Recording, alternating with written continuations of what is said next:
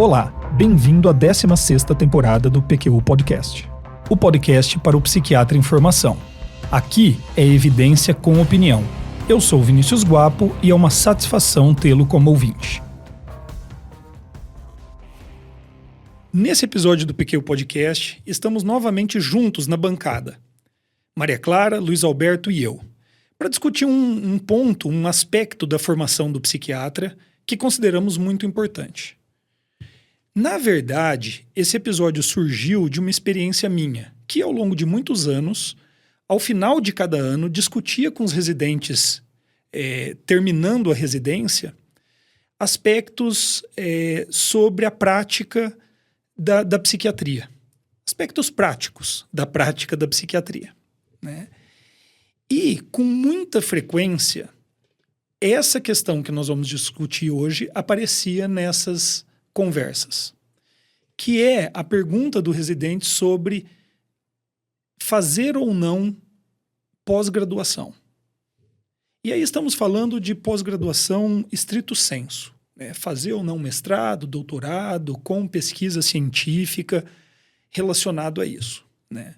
Muitos residentes ali, né, nesse momento estão se fazendo essa pergunta. Eles têm oportunidades de seguir, às vezes ligado ao próprio serviço onde estão ou não, mas seguir uma carreira nesse sentido, né, fazendo ali a pós-graduação. Então, discuti com eles muitas vezes aspectos da minha história fazendo a pós-graduação e o que eu pensava disso e o que eu achei que seria ou não interessante. E foi dessa experiência que nós três resolvemos vir aqui conversar um pouco sobre nossas histórias, né? É claro que a gente não quer dizer para cada um de vocês, né, para você, médico residente ou até psiquiatra em formação, se deve ou não fazer pós-graduação. Mas discutir um tanto da nossa história, né? Luiz Alberto, começa contando pra gente como que é a sua história com a pós-graduação. Eu ingressei tardiamente na pós-graduação, Vinícius. Eu ingressei 6 ou 7 anos depois de formado, já tendo terminado a especialização. Foi até longa, a minha especialização demorou 5 anos. Assim. Mas durante essa especialização lá com o Bekele, ele era um pesquisador muito ativo. Então eu participei de muitos projetos de pesquisa, mesmo fora da pós-graduação, fazendo coisas mais simples, revisão de literatura, análise estatística simples, coleta de dados. E um dado momento, em 92, 93, num congresso no Rio de Janeiro, um colega me perguntou, por que você não faz pós-graduação? Você já pensou em fazer pós-graduação? E era uma coisa que eu, de fato, não tinha pensado ainda, mas que, conversando com aquele amigo, fez todo sentido. Como um passo seguinte do ponto em que eu estava. Ingressar na pós-graduação oficial e, quem sabe, dali iniciar uma carreira acadêmica. E ele próprio disse, por que você não conversa com o Greff? Ele sabia que eu era de Ribeirão Preto, ele sabia que o Greff era daqui também, um pesquisador de primeira linha, e foi esse o start. Aí eu liguei para o Greff, conversei com ele, falei que estava interessado, ele disse que também poderia me receber, eles já nos conheciam de algum tempo, de congressos, eu já havia estado ao lado dele em congressos, fazendo apresentações ou coordenando os trabalhos, né? E ele ali apresentando, então nós já nos conhecíamos, e ele aceitou e foi assim. Eu muito ingenuamente achei que poderia dar uma contribuição sobre o tema do trabalho, e ele explicou com muito jeito que não, que era um tema vinculado à linha de pesquisa dele. Num primeiro momento, isso me surpreendeu, mas depois fez todo sentido. Afinal de contas, ele estava ali com vários orientandos, desenvolvendo a linha de pesquisa dele. E assim foi. Assim eu comecei pelo mestrado, o mestrado atingiu um nível de sofisticação grande, então nós fizemos uma complementação e uma virada para doutorado direto. Fiz doutorado direto e em seguida, eu terminei o doutorado em 95 e eu fui para o pós-doutorado em 97. E nesse intervalo eu fiquei ali trabalhando com os residentes, participando de reuniões de discussão de outras linhas de pesquisa. já acalentando a ideia de ingressar na carreira acadêmica oficialmente, então já estava ali como médico colaborador, como preceptor de residentes colaborador. E então foi assim que eu ingressei na carreira, Entendi. na pós-graduação. Sim. A ideia da carreira acadêmica já estava presente ali desde o início. Desde o início, Desde o como início. um passo natural do que eu já vinha fazendo em termos de pesquisa, principalmente pesquisa e linhas de estudo, assim, né? Um colega que depois sumiu da minha vida, que depois eu perdi o contato com ele, mas foi ele que me deu fez essa observação, e ali eu tive um insight. Eu falei, bom, eu teria que dar esse passo. E ali surgiu, ali eu já estava há pelo menos 8 anos convivendo com residentes de outras instituições, com pós-graduandos de outras instituições. Já tinha conversado muito sobre pós-graduação, mas nunca tinha sido alertado ou nunca alguém tinha me dito, por que você não começa uma, né? Sim. Eu me lembro, Luiz Alberto, eu vou contar uma história engraçada. O Jairo é um grande amigo, que eu não vejo há muito tempo, inclusive. E o Jairo fez residência junto comigo, e na época que eu estava escolhendo fazer pós-graduação, e a gente ali debatendo se isso valeria a pena ou não, eu já tinha ingressado na pós-graduação, eu acho. Ele falou, eu acho que eu não vou fazer pós-graduação não, sabe por quê? Ninguém que eu conheça realmente um dia terminou isso aí. Assim, porque realmente naquele mundo ali do quarto dos residentes, sabe, assim, né, as pessoas parece que nunca terminavam a pós-graduação. Mas assim, eu só me lembrei dessa história que eu achava engraçado, e vou dizer a minha experiência também, né? Eu comecei a pós-graduação a partir do momento que eu resolvi fazer meu R3 em urgências psiquiátricas com a equipe, né, da professora Cristina, né? Porque ali não é que eu tenha iniciado oficialmente meu mestrado ali, mas naquele momento, até aquele momento, eu tinha muito pouco interesse, inclusive pela investigação científica, que é a linha central, ao meu ver, da pós-graduação em estrito sensu. Mas para o estágio de R3 na urgência, a professora Cristina Kitt me contou que eu precisava fazer um projeto que poderia ser um projeto de mestrado, mas era um projeto de pesquisa que poderia um dia se tornar um projeto de mestrado, né? Então, durante esse ano, além de todas as atividades relacionadas ao R3, eu comecei a desenvolver esse projeto de pesquisa. O primeiro passo foi eu ser incluído num grupo de estudos, né, que discutia a neurobiologia da ansiedade, né, em que tinha vários alunos de mestrado naquele momento, inclusive amigos. O Volme é um que estava lá naquele momento, e eu ajudei na coleta de dados ali do mestrado dele. E tinha lá o professor Greff, a professora Cristina, né? E foi mais ou menos como você contou, Luiz Alberto. Eu também ingenuamente achei que no mestrado eu poderia escolher o assunto que eu quisesse, né? E logo entendi que não, ó, tem um monte de coisa legal a ser investigada nesse tema, né? Assim, nisso aqui que é de interesse de quem está conduzindo esse laboratório, vamos chamar assim, né? Não que eu ache uma coisa ruim, mas eu também achava que eu podia escolher qualquer coisa, né, naquele momento. E foi a partir desse grupo de estudos, né, que eu comecei, então, que eu elegi um tema, né, que passou a ser a investigação das diferenças entre homens e mulheres no processamento de emoções. E foi a partir dali, foi durante esse ano que eu escrevi o projeto de pesquisa, que me ajudou a criar o interesse suficiente, eu diria, para entrar no mestrado, né?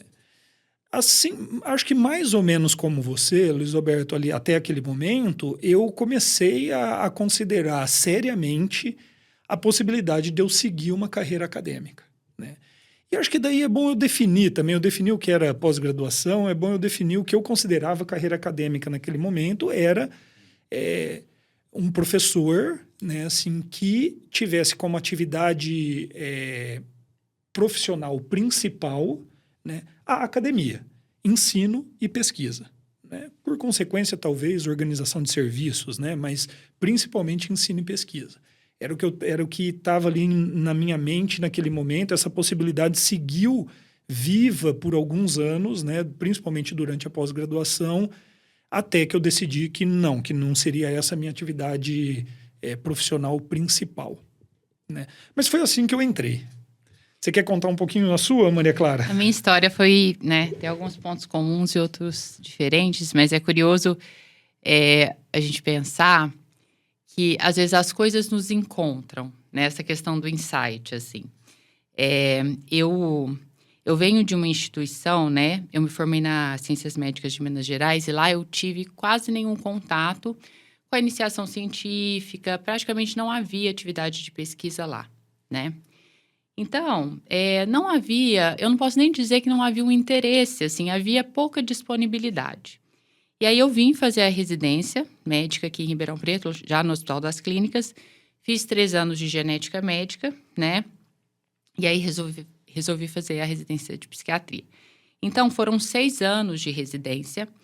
E no final do 3º ano da residência de psiquiatria, eu prestei um concurso, né, que me interessava muito, né, que era o concurso para fazer parte da equipe da professora Cristina, né? E então, quando eu entrei, né, nesse concurso, a professora Cristina me explicou, né, que eles incentivavam, que havia um grande incentivo para que a gente fizesse a pós-graduação, né? E aí, hoje, na época eu não entendi muito bem, mas hoje eu percebo que faz muito sentido, porque as pessoas que vão também, né, para compor a equipe, né, com uma atividade de supervisão de residentes e alunos num hospital universitário, é uma equipe que já tem um perfil acadêmico. E se não tiver, né, talvez o lugar dela não seja lá. Então, acho que, né, entendi esse incentivo. Eu acho que não seria uma busca espontânea, né, mas ingressei na pós-graduação desse jeito, né? E aí, como eu acho que a gente vai contar mais para frente, foi fundamental porque eu acho que ela delineou, ela permeou toda a minha vida profissional de um jeito muito feliz, né? E de que maneira, Maria Clara? Vamos seguir por aí, porque a pergunta dos residentes lá, daquelas discussões que eu tinha com eles, era a próxima pergunta seria, bom, e valeu a pena? Tem uma terceira ligada a ela, né? Que seria também assim, vale a pena para mim? Mas essa a gente deixa para depois, né? Primeiro, segue aí o que você estava dizendo, né? Você falou, eu entendi assim, eu fui feliz na pós-graduação à minha maneira. Me conta, o que valeu a pena, né? O que aprendemos ali? Definitivamente valeu a pena, né? Eu tive uma conversa com a professora Cristina, assim, que havia uma identificação muito grande, uma admiração, né, pelo Vinícius, né, que divide hoje a bancada comigo. E aí eu perguntei a ela se ele poderia ser meu orientador. Ele foi meu co-orientador. E a partir daí, né, a gente escolheu o tema. Você me ajudou, você me auxiliou, né, na escolha do tema. E o tema estava relacionado à saúde mental da mulher, né? Eu fiz, o meu mestrado foi sobre síndrome pré-menstrual. E hoje eu trabalho, né, no meu consultório, exclusivamente, né, quase exclusivamente com saúde mental da mulher. Então teve esse lado. E um outro lado muito importante, né, é que eu sempre também tive uma inclinação acadêmica desde a minha infância, né? Minha brincadeira preferida sempre foi a de ser professora. E aí, é muito mais essa questão da docência do que da pesquisa, né? Mas é fundamental para você ser um bom professor, você ter, né, esse conhecimento também. E aí, essa parte foi muito fundamental para que eu pudesse me reencontrar com essa parte acadêmica. Não me auxiliou só na questão da supervisão dos residentes, mas circulando ali pelo HC, né, e fazendo a supervisão e tendo a conversa com os alunos e com os residentes. Um dia, o Dr. José Carlos, da Clínica Médica, falou assim, Maria Clara, eu gosto do seu modo de interagir com os alunos e com os residentes. A Barão está abrindo uma vaga para professor de psiquiatria. Você não gostaria de se candidatar?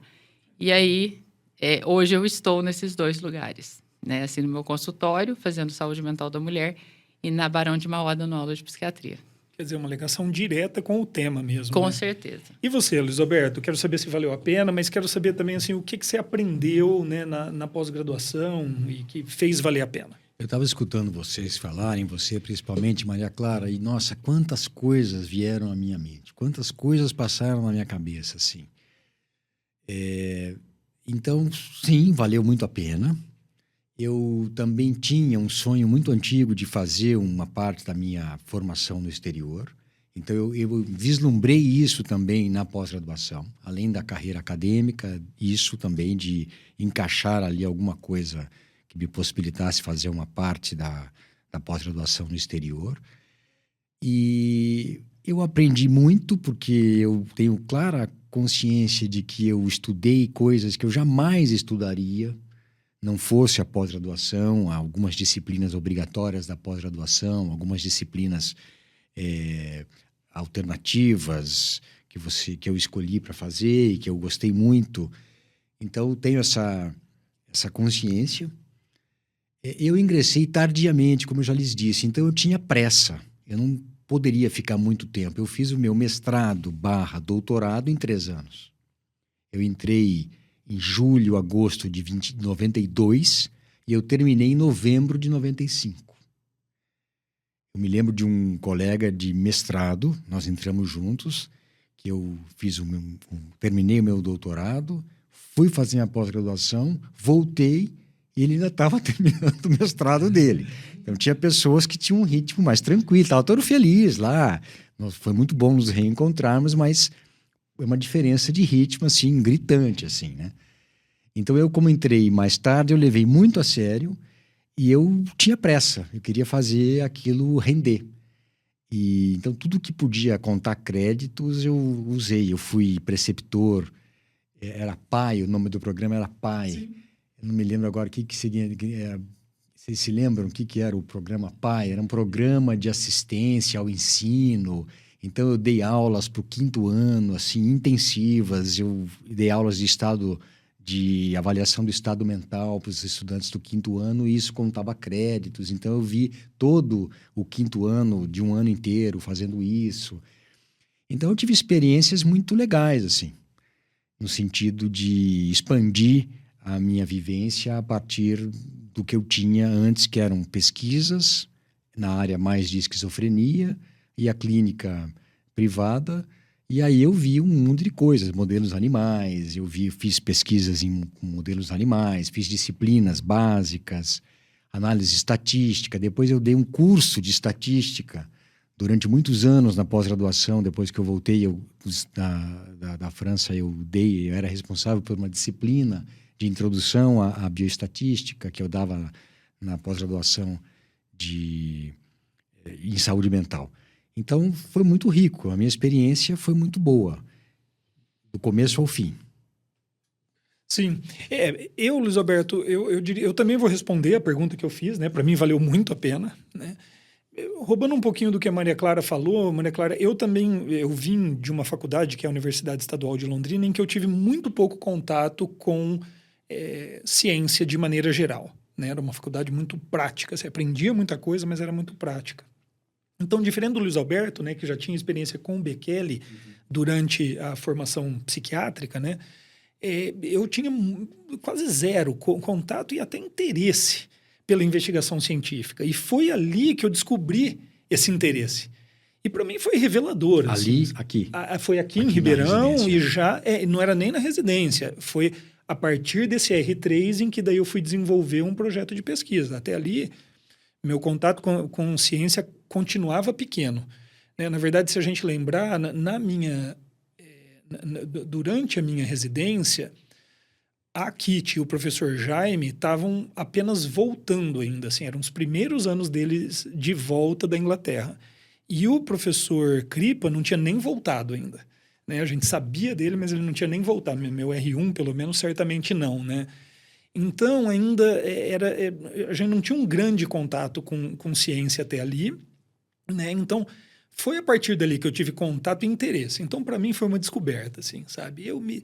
Lógico que eu sofri, eu não quero vender uma imagem errônea sobre o que é fazer um mestrado e doutorado. É sofrido, é um processo difícil, mas eu me diverti muito também, sabe? Assim, nesse processo, né? Descobrindo coisas novas, tudo para mim era divertido, né? Como o Luiz Alberto falou, disciplinas alternativas. Eu fui fazer uma disciplina lá na psicobiologia com o professor Silvio Morato sobre comportamento primata. Aquilo ali, para mim, era o ponto alto da minha semana. Era ir lá naquela discussão, naquela aula com ele, né? Assim, então, eu me diverti muito durante o mestrado e doutorado. Eu acho que isso ajudou, né? Principalmente o mestrado. O doutorado ele já começou a coincidir com compromissos da clínica psiquiátrica, né? Assim, da prática diária e tudo mais. Não tinha tanto essa característica, não. Mas o mestrado foi muito, muito divertido. E eu aprendi coisas, por causa dessa história que eu estou contando, eu aprendi coisas ali que eu acho que eu não aprenderia se eu não tivesse feito a pós-graduação nesses moldes. Uma delas que é importantíssima é ler ciência de maneira adequada, né? Eu tenho para mim que, por exemplo, o Luiz Alberto aprendeu antes, pelo que ele contou, né? Não, eu fui aprender lá na pós-graduação. Eu não sabia ler ciência de maneira adequada. Então, quando eu falo que valeu a pena, valeu muito a pena. Eu teria ficado um pouco sem uma habilidade muito... exatamente. Sem uma habilidade muito, muito necessária, né? Muitos aspectos também de didática ou didática do ensino superior, eu fui aprender também lá na pós-graduação, né? Que, para mim, está aqui incluída no nosso podcast hoje, né? A maneira como eu exerço isso também. Então, eu estou respondendo aqui o que eu respondia lá para os residentes de terceiro ano ao fim de cada ano, né? Olha, para mim, mais ou menos como vocês disseram também, valeu muito, muito a pena esse processo. É um processo difícil, é um processo até dolorido, eu diria assim. Demanda muito tempo, muita disposição, mas, no fim das contas, acredito que valeu a pena. Agora, como eu dizia, os residentes eles estavam interessados também numa próxima pergunta, que seria, valeria a pena para mim? Ou sempre vale a pena? Quer começar aí, Luiz Alberto? Posso começar. Para mim também valeu muito a pena no cômputo geral, porque houve momentos muito difíceis, muito estressantes, houve momentos muito aborrecidos, muito incômodos, mas no cômputo geral, de longe, eu tenho ali um saldo positivo. Então, valeu muito a pena, todas as etapas do meu processo. Não sei se valeria... Bom, para todo mundo não é. Certamente não é para todo mundo. É para quem quer, e mesmo quem quer tem que estar mais ou menos ciente do que deseja, do que espera, para não se frustrar. Porque o risco de se frustrar é muito grande. Nós estamos falando de uma boa pós-graduação. Uma pós-graduação bem estruturada, com professores muito experientes, muito dedicados, numa boa universidade, com uma boa infraestrutura, com bolsa. Então, eu acho que esses são pré-requisitos de uma boa pós-graduação. Eu, na verdade, na minha época não tinha bolsa. Eu fiz a pós-graduação inteirinha sem bolsa. Só no finzinho, nos últimos 6 meses, houve a disponibilização de uma bolsa que eu até falei para o usuário de que eu poderia, não precisaria dela, mas ele disse, não, mas você precisa pegar essa bolsa, porque senão a gente perde a bolsa. Porque se você pega a bolsa, você usa aí 6 meses e a gente fica com a bolsa. Se você não pegar, essa bolsa vai embora. Vai se perder. Mas eu fiz sem bolsa, foi muito, muito sacrificado, como vocês bem sabem, mas valeu a pena. E a bolsa é um incentivo importante, assim. Eu acho que, por mais que não seja um valor assim muito alto, mas é um incentivo importante e uma questão que deve ser levada em conta quando você se dispõe a gastar um tempo significativo da sua vida com isso, né? Luiz Alberto, mas você falou uma coisa, ó, a pós-graduação é para quem quer. Mas para quem quer o quê? Assim, o que deve ser necessário para um jovem psiquiatra procurar? Que tipo de motivação, né, precisa estar ali? Olha, eu quero fazer carreira acadêmica. Ele pode até não ter isso muito claro, mas tem que ser uma das alternativas de vida no futuro dele. Olha, eu penso em uma das coisas que eu penso é fazer uma carreira acadêmica. Bom, então você tem que fazer pós-graduação. É uma motivação, é um bom motivo para você fazer pós-graduação. Depois, se você desistir disso, você talvez tenha ali algum balanço positivo, mas eu acho que a pós-graduação tem estrito senso, tem sentido se você almeja seguir a carreira acadêmica. Sim. Eu acho que até por causa da minha história, e que é parecida com a de vocês, a Maria Clara está na função acadêmica, né, Maria Clara? Mas eu e o Luiz Alberto não oficialmente. Então, demorou a entender isso que o Luiz Alberto diz, mas eu concordo com ele. Né? Assim, a motivação por trás precisa ser essa. Se você não tem essa motivação, eu acho que seria muito difícil passar por todo o processo, tudo que ele demanda, né? Assim, todo o estudo, todo o tempo envolvido nisso, se você não tem, pelo menos no seu campo de visão, a possibilidade de uma carreira acadêmica, né? Então, concordo, viu, Luiz Alberto? Eu acho que demorou a entender porque, bom, tudo bem, mas eu não fui fazer essa carreira acadêmica. Em algum momento eu abri mão de tentar fazer isso, né? Não que eu fosse exatamente conseguir, mas de tentar fazer isso. Não, mas durante todo o processo, essa era uma possibilidade para mim. E eu acho que não pode ser também uma possibilidade, assim, mínima, pequena, do tipo, se tudo der errado, né, você acha que não deve ser, né? Porque aí eu acho que não é o caso. Tem que ser uma possibilidade relativamente grande de ter uma intenção ou de dedicar-se pelo menos parcialmente ou de forma temporária, né, mas de um tempo importante, a uma atividade acadêmica, né? Então, acho que tem que existir essa possibilidade, ela não pode ser mínima, né, perdida lá no horizonte.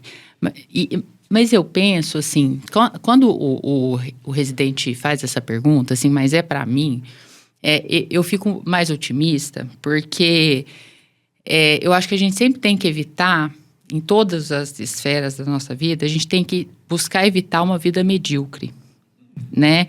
E talvez essa pergunta faça uma referência a isso, né? Esse é um caminho, assim, para eu me aprofundar, para eu ficar melhor, né? Para eu, né? É imprescindível, né? Para que profissionalmente eu me eleve, né? Eu continue evoluindo. E aí eu acho que não é o único caminho. Eu acho que é um dos caminhos, né? Mas para quem tem essa inclinação e uma bela inclinação para uma vida acadêmica, né? Assim. Gostei. Sim. E aí, porque eu acho que tem um comentário a fazer sobre isso, né? Então, eu, por exemplo, e vocês também falaram do que aprendemos ali durante a pós-graduação. Apesar de eu levar muito em consideração o que eu aprendi e achar muito, muito valioso, a gente está dizendo assim que não é para aprender a ler ciência ou apenas para aprender algo sobre a didática do ensino superior que alguém vai fazer pós-graduação, né? Não é um passeio no fim de semana. Assim, acho que essa que é a questão. Então, vislumbrar a possibilidade de uma carreira acadêmica é uma motivação necessária, acho que a gente está de acordo, né, nisso. E a Maria Clara deixou claro que vislumbrar de uma maneira, assim, séria, né? Não seria só, olha, como último recurso, se eu fizer a pós-graduação, eu teria essa possibilidade garantida. Garantida, sim, teria mais chance, né? É ter uma coisa mais concreta, assim, um desejo maior, assim, né? Sim. Também acho. E já nos encaminhando aí para o final do episódio, mas vocês topam tentar montar comigo aqui algumas dicas, então? Agora, nós já mais experientes, né? Assim, olha, quem está considerando essa possibilidade? Desde as motivações até a escolha, né, de uma pós-graduação, de um tema e tudo mais. O que a gente poderia dizer para esse psiquiatra em formação que está considerando essa possibilidade? A primeira dica que eu acho é não se iluda. Que a gente falou, né, muito bem aqui, valeu a pena, só que é um processo longo, né, penoso, denso, a gente passa raiva de vez em quando mesmo, né, demanda muitas coisas, né, e não só, então não são só flores, né, então eu acho que a primeira coisa é essa. A segunda é ter uma reflexão honesta e buscar separar, né, as aspirações profissionais reais dele próprio e das pessoas que ele admira, sabe? Porque, às vezes, esse convite para a pós-graduação, se ele vem de uma figura, né, por quem a gente nutre uma grande admiração, às vezes a nossa visão pode ficar distorcida, sabe? Eu acho que as dicas iniciais que eu daria seriam essas. Ótimo, ótimas dicas, viu, Maria Clara?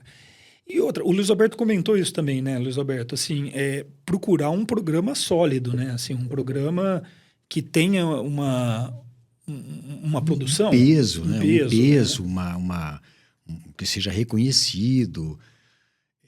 Do contrário, o esforço talvez seja o mesmo, talvez seja até maior, mas o resultado não será, definitivamente não terá o mesmo peso. Você ter um mestrado feito, ou uma pós-graduação feita por uma escola como a USP, como a Unicamp, como outras, como a Federal, ele vale mais, te forma melhor do que você ter uma pós-graduação sensu lato. E tem outro aspecto também, eu ia falar sobre o tema, mas eu acho que a gente pode chegar lá, mas é a busca do orientador também, né? Assim, então, acho que essa é uma escolha que o jovem psiquiatra e o psiquiatra em formação deveria levar em consideração, né? Conhecer qual é a linha de pesquisa desse orientador, mas também conhecer qual é o jeito de trabalhar desse orientador, né? Assim, eu conheço histórias difíceis, né, de supervisionando e orientando e orientador, em que os estilos de trabalho simplesmente não se casavam, né? Então, conhecer um pouco disso é uma parte importante. Sem dúvida. E, de novo, estou eu aqui pensando uma enormidade de coisas, assim, quase como minha vida passando diante dos meus olhos, a minha vida acadêmica passando diante dos meus olhos. E de como eu fui afortunado, assim, de como eu me dei bem. Porque a verdade é que se você não conhece o orientador antes de ser orientando dele. Pois é. Então, esse conhecer o orientador é uma coisa assim, mais ou menos como a Maria Clara falou, olha, não se iluda, tente obter informações, de preferência com pessoas que já estão trabalhando com esse profissional, com esse professor, qual o grau de apoio ele dá, qual o suporte ele dá, qual o nível de exigência, qual o nível de exigência razoável, quão razoável é o nível de exigência. E, nesse sentido, eu fui muito afortunado, porque eu procurei o GREF, eu conheci o GREF numa situação, assim, quase que social. E fizemos uma boa dupla, sem sombra de dúvida. As reuniões eram muito produtivas, eu lá com o meu caderninho, anotando tudo que ele falava no começo, e ele pacienciosamente olhando para mim e dizendo, nossa, o que esse cara está fazendo aqui? Ele não fez um comentário do tipo, não precisa anotar tudo que eu falo, né? Não tinha gravador, né? Então eu anotava. E depois eu fui percebendo que aquilo era desnecessário e tudo. Então, essa é uma questão fundamental, quem é o orientador dentro daquele programa, e que você saiba que não dá para você se deixar levar só pela sua primeira impressão. Você tem que conversar com pessoas que conhecem outras facetas daquele orientador para ver se é viável trabalhar com ele. Perfeito, perfeito. E o tema a gente já comentou sobre isso, né? Assim, raramente é o seu tema, né? Não é o seu tema. Não é o seu tema, né? O que pode acontecer é você procurar um orientador que trabalhe no tema que você busca. Mas, além disso, né, considerar o tipo de pesquisa, né, que vai ser feito. É pesquisa clínica, é pré-clínica, é modelos animais, né? Assim, tem tudo isso a ser considerado. O tipo de técnica que vai ser utilizado também. Às vezes, por exemplo, quando é com modelos animais, né? Assim, você precisa ver se aquilo... Se você pode atender aquela necessidade, inclusive. Se isso vai ser minimamente prazeroso para você, né, atender. Então, acho que seria uma outra dica aí para quem está considerando essa possibilidade. Eu acho que é muito importante, é isso, a pessoa se conhecer, né, assim, por exemplo, ela quer um orientador que oferece mais estrutura, né, e que, portanto, é um orientador que controla mais as coisas, ou aquele orientador que deixa, né, que dá mais autonomia, né, são dois tipos diferentes que podem ser bons, dependendo, né, do orientando ali. Né? E também é isso, às vezes a ideia, você me disse isso, Vinícius, às vezes a ideia é ótima, às vezes o tema é ótimo, sabe? Mas o orientador não vale a pena porque o tipo dele não tá com o seu, sim, né? E vice-versa, sabe? Então, eu acho que isso tem que, a pessoa tem que se conhecer, ela tem que ir com uma ideia estruturada, né? Aí a chance dela acertar, eu acho que é maior, né? Garantida, né? Não tem como, mas é maior mesmo. Mas eu acho que o orientador é mais importante que o tema mesmo. Né? Assim, eu achei interessante você comentar do incentivo, como você disse, à pós-graduação, quando ingressou na equipe, né? Porque isso eu vejo não só na psiquiatria, isso é coisa da cultura da universidade, da USP pelo menos, em que os médicos contratados, os médicos colaboradores, eles se preocupem com isso, e eu acho legal, mas não é para todo mundo. E é difícil você, às vezes, se posicionar, porque você está chegando ali, você é jovem, a pessoa faz uma certa pressão, que faz com todo o sentido, é legítima a pressão, porque se não for ali, vai ser difícil depois que a pessoa se motive. Mas mesmo assim, eu estou me lembrando de pessoas que lidaram com esse problema mais jovens, assim, né? Para nós, hoje é mais fácil dizer, olha, eu teria dito não para isso aqui naquela ocasião da minha vida, mas foi difícil dizer não. Como é que eu ia dizer não para aquilo que me propuseram naquele momento? E é importante que você tenha isso. Você falou tudo, Maria Clara, quando falou de autoconhecimento. Por mais que você seja jovem, inexperiente, você tem que ter mais ou menos claro o que é que você quer da sua vida. Né? E aí, você tendo essa concepção, você vai ser mais capaz de dizer, não, olha, eu não quero fazer isso. Eu quero fazer minha residência, quero me formar um clínico e tocar minha vida. Por mais que o serviço precise de médicos mais formados, com experiência no mestrado, com experiência acadêmica, não é para mim. Eu não quero nem fazer pesquisa, eu quero tocar minha vida aqui e cumprir a minha residência, que é uma boa residência. É legítimo isso também. Lógico.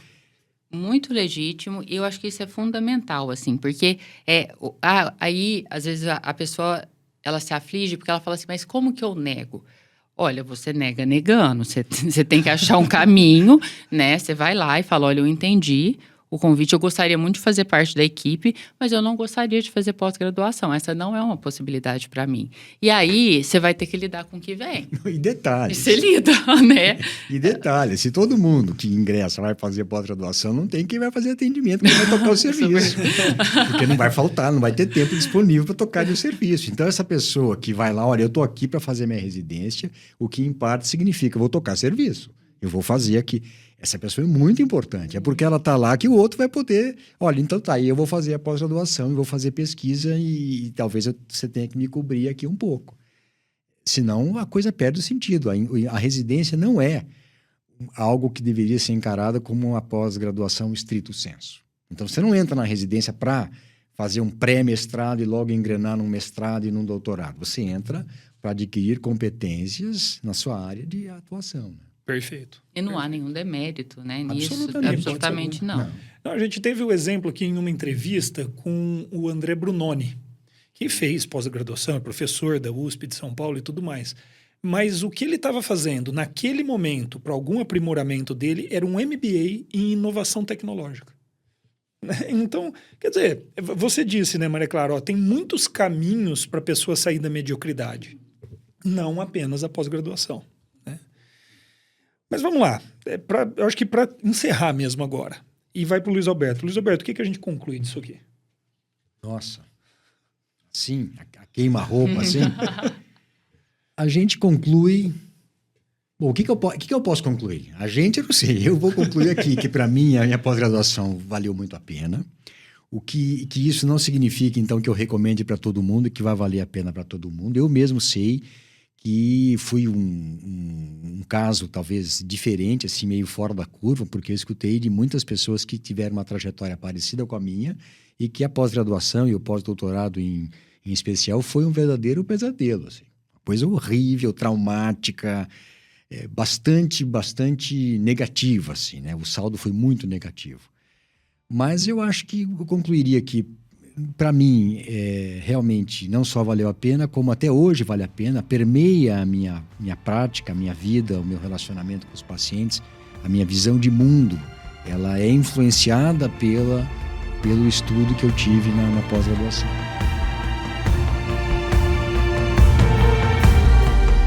Você ouviu mais um episódio do PQU Podcast. Acesse nosso site pqpodcast.com.br, onde encontrará todos os episódios já publicados com as respectivas referências, organizados por data, autor e sessão. Também estamos no Instagram e no YouTube. Agradecemos sua atenção.